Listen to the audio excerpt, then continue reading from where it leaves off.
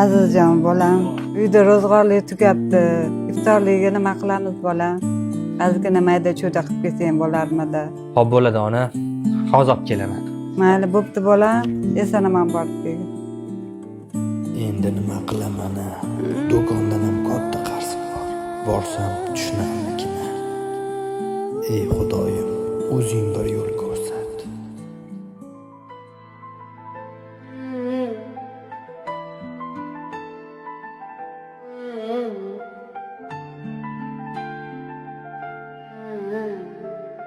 Ha, tinchlikmi qizim? Nimaga yig'layapsan? Oyimning mazalari yo'q. Dori olgani chiqdim amaki, lekin pulim yetmadi. Dori berishmadi. Shunaqa degan qizim.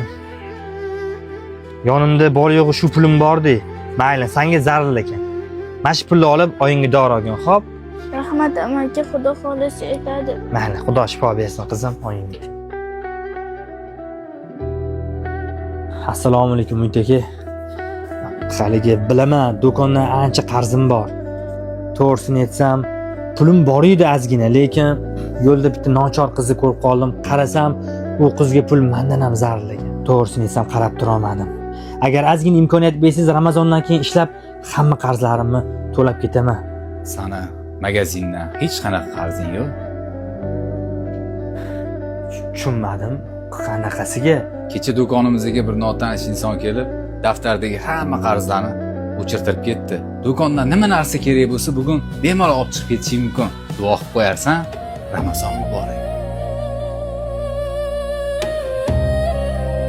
Xudoyim, o'zingga shukr.